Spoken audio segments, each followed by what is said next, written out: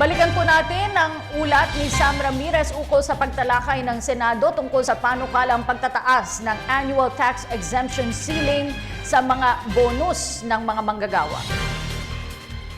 Pagpasok ng bare months, isa sa mga pinakaaabangan ng mga Pinoy maliban sa Pasko ay ang 13th month pay at ang Christmas bonus. Malaking tulong kasi sa mga gastusin sa bahay ang konting extra na matatanggap sa pagtatapos ng taon.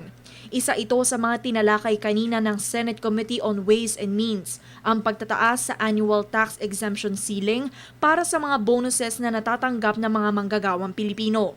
Sa kasalukuyan kasi, kung ang isang empleyado ay nakatatanggap ng may mahigit sa 30,000 pesos na bonuses sa buong taon, kinakailangan itong kaltasan ng buwis.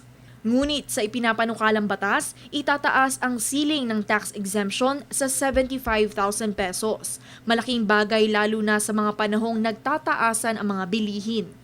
Ngunit hindi masisiguro ni Senator Sonny Angara, ang chairperson ng nasabing komite, kung maipapasa nila ang panukalang batas bago magpasko ngayong taon.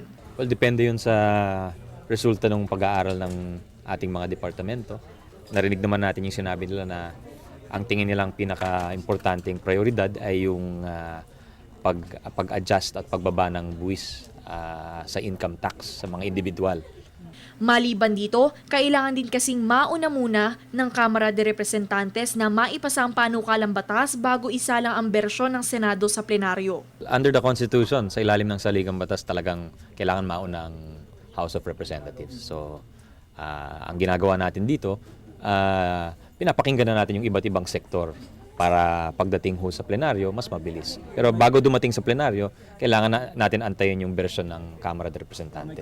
Ayon sa senador, nangako naman si Congressman Miro Quimbo, ang kanyang counterpart sa Kamara, na kasama sa kanilang prioridad ang iba't ibang mga panukalang batas hinggil sa mga reforma sa buwis.